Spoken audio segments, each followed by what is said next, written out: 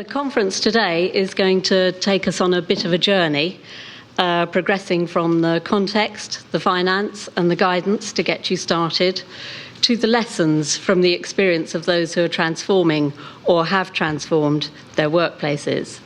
And we'll culminate in a forward look at how workplaces are changing and how we may be changing with them. The International Sustainability Alliance follows Peter Drucker's mantra of what can be measured can be managed. It enables corporate owners, occupiers and investors to see at a glance what's hot in their property portfolio and what's not. It's an online system, and it provides benchmarks by sector, country and building type, down to site, building and asset level. That provides an organisational benchmark and key performance indicators to GRI and CREST standards, and an international benchmark as well. So really, to go back a step and really look at the whole climate change angle, which is something that when you bring up climate change, everyone sort of switches off. But I think over the last year, we'll have seen a huge number of increasing catastrophes in terms of the climate. Most recently, obviously, the Philippines, there's been the US, and also just yesterday or the day before in Sardinia as well. So we're definitely seeing an increase in that. And with that, this is from an insurance point of view, the losses are also increasing significantly.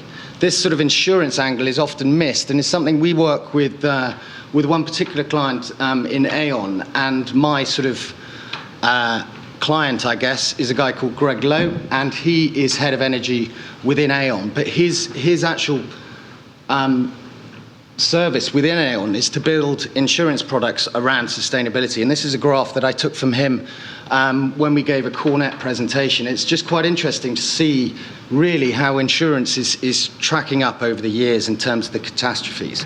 Now, one can say climate change doesn't happen, all these sort of things, and this is just a standard way, but really the reality of this, it is going up, and therefore it is a big concern. And I think what we've seen to date is that energy efficiency and retrofit, and certainly maximizing or reducing operational expenses is becoming a priority in the C-level suite. There is an awareness. The FDs and CFOs are aware of what the energy costs are, and they see this as a key opportunity to reduce the operating expense or expenses of their business.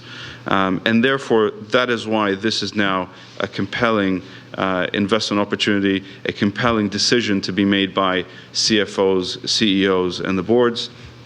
And it's also why a stream of contractors have opened up for business in this sector, from utilities who now have EPC divisions to facility management firms that again also have divisions, and then all the way to SMEs and specialists, whether it's lighting or multiple interventions. But this is becoming big business, certainly in the UK, but across the globe. And then communication and making things real. So this is an example of work we did in Investec, and we've just done exactly the same project in Sainsbury's, and we did exactly the same project in Channel 4. And basically, we measured how much paper they were throwing out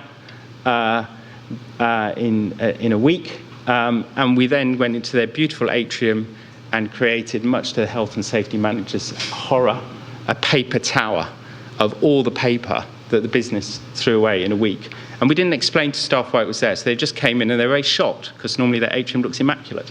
And there was this huge paper tower. And then we used the champions to run communication schemes around it, and gradually we got the paper tower to diminish. And it was a real stark reminder to staff that all those individual actions that they do in their daily lives, which they don't think about, had a cumulative impact. And this is a technique that works time and time and time again in whichever business you go in. So the message is simple. We should be eliminating any unnecessary consumption. Not only is it good housekeeping, it's the fundamental starting point of energy management. And at Broadgate Estates, that's our approach. Why go spending large sums of money on new equipment, often the occupier's money, before we've done the basics? So to put marginal gains into perspective, Here we see the power consumed by the red technologies and the power generated by the green technologies. Don't be fooled that those at the top don't matter. They do. The higher we go up that list, the more of them we have. But as Professor Mackay says, the journey doesn't end when we've turned these things off, because on a macro scale, there's still a very interesting journey to go. But turning things off is the essential first step. There's lots of good understanding about the issues. There's lots of solutions and service providers.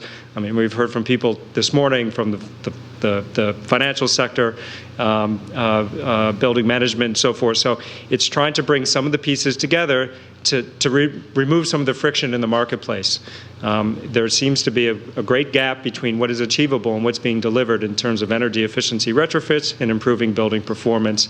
So this program wants to try to remove some of those frictions through communities of practice, sharing information, bringing practitioners together, and so forth, not creating a big unwieldy program or using the club of regulation to deliver those objectives. The new property on Gray's Inn Road was a 1970s solicitors building, spread over 6 floors, 1,200 square metres of office space, 13,000 square feet. And we moved into this new office in March 2013, so just over 6 months ago. And what we did before we moved in there, while we were still in the previous office, we completely stripped it back to its bare basics and put together what we believe is conceptually one of the kind of greenest retrofitted offices buildings around. And what we really wanted it to be as an office was a kind of a learning experience. So I mentioned we have 600 student unions around the country. Many of those students will come into our offices to speak to us, engage with us in various different meetings. We wanted that to be a place where students could see what we were doing and to take some of the knowledge and information back to their own campuses. So what we actually did was come up with a brand new solution, Paperlux. It's the first solution in the UK market. It's actually the first globally for Philips. And we were able to really link this in, and now it's something that we're talking with a lot of other education institutions across the UK. It is a full cradle-to-cradle solution. I said it's based over a 15-year term. So it means that halfway through that term, we need to work together to potentially install new equipment or look at the innovations that are currently in place to maximize that as much as possible. It is performance-based, both around the energy usage as well as actually the light output. So what you're actually purchasing and what the NUS is actually purchasing is a performance, and we guarantee that performance.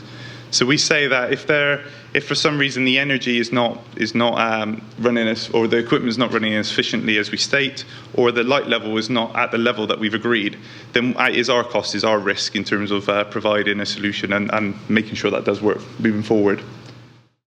Make sure that people are involved in the process of identifying what they want, how they want things to be controlled, how they're going to interact with the new building or the refurbished building or whatever, and then make sure that any information you're capturing after that is fed back through the chain so they can see the changes.